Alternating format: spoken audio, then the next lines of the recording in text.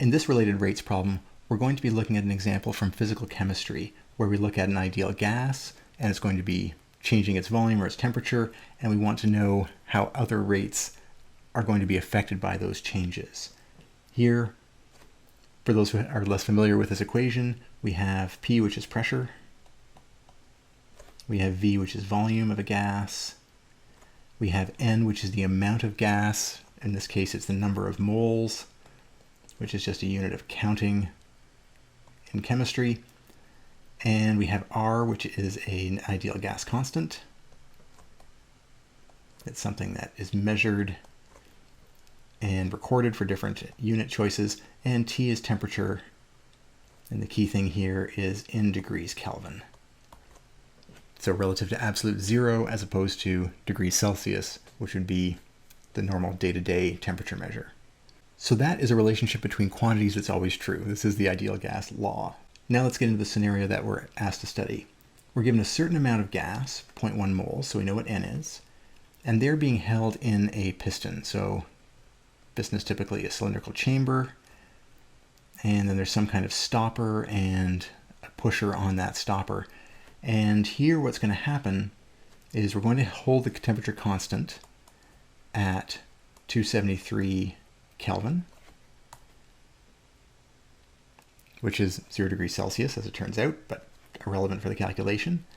And then we're going to move the piston to decrease the volume. So we're going to push this piston in. So again, if we're trying to draw a few of the scenarios here, we're going to have this piston moving inwards. And they tell us that the initial volume is 3 liters and it shrinks to 1 liter over 60 seconds. It's not said, but we presume this at a constant speed. So if we go from 3 liters down to 1 liter over 60 seconds, that would give us a change in volume over a change in time of minus 2 liters every 60 seconds, or minus 130 liters per second. But because this rate is constant, we would actually be able to state this as a derivative. So we know how quickly the volume is changing. What's the question we're being asked here? What is the pressure halfway through this process, and at what rate is the pressure changing at this time? So pressure is P equals something, and at what rate is the pressure changing? That's our question. What is dP dt at an instant as this piston is closing down and compressing the gas in this piston? All right. Well, our first step in these problems is to find a relationship between the variables. Here it's volume and P, which we want to relate the rates of, but we already have that. We already have the always true relationship that P times V is equal to nRT. So we can go straight to our process of taking a time derivative of both sides. Now we have a lot more variables running around here, but we're going to see how that plays out. In this particular scenario, it's not going to be as complicated as it might be in others. So the derivative of pressure times volume is going to equal the derivative of N, R, and T. We're going to focus on the right-hand side first. N is equal to 0.1 moles, and so it's constant with time. So the time derivative of N is going to be the same as the time derivative of any constant.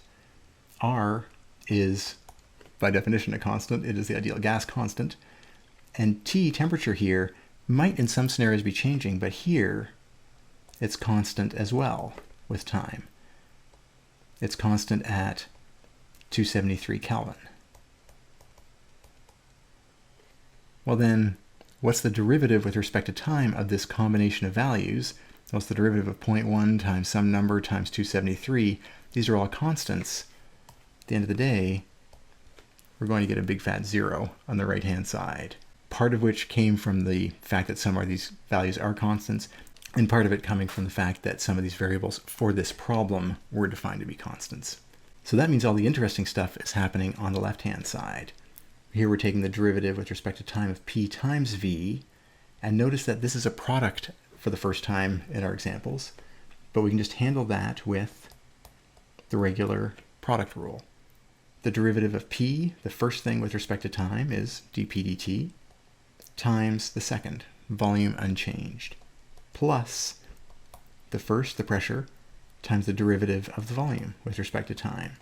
That's exactly what dv dt represents. And with that, we can see the related rates of dv dt, which we know, and the rate of pressure change over time, which is what we want. We'll continue this on the next page. So our goal was to determine the rate of change of pressure, which would be bringing the stuff over to the other side, negative p, dv dt, and then we divide through by volume. That would be our relationship. And we actually know, this would be a volume here, we know this derivative value, but we have to hone in on the pressure and the volume. So let's go take a quick look at that. We were told at the halfway point during the compression, or of the piston movement. And if that's the case, the piston was moving from 3 liters down to 1 liters. So at the halfway, we would get volume equals 2 liters, halfway in between those two. So with our volume being 2 liters, we also need to know the pressure. For that, we're going to have to go back to our initial function up here, our relationship, which would be pressure is nRT all over the volume. We know the number of moles is 0.1. We know the volume would be 2 liters. We know the temperature is 273. And anyone in chemistry should have this ideal gas constant somewhere in the back of their minds. Noticing the units that we'll need here, everything is in degrees Kelvin and liters and moles. And the pressure can be actually in any choice we like. My favorite choice for that is 8.31, and the units in that case are kilopascals for pressure and liters for volume, which is what we have. So if we apply that and go through the calculations, we end up with a pressure of 113.43 kilopascals. That was part of the question, which is at the halfway point, what is the pressure? And then what's happening to the pressure value? Well, we can plug all those values in now. 113.43 for our pressure, our volume is 2 liters, and our rate of change of the volume is negative 1/30 liters per second. Calculating all that out gives us a positive value of 1.89 kilopascals per second in the units that we used for our volume derivative. And so the pressure is increasing. We see a positive derivative here at 1.89 kilopascals per second at that halfway moment,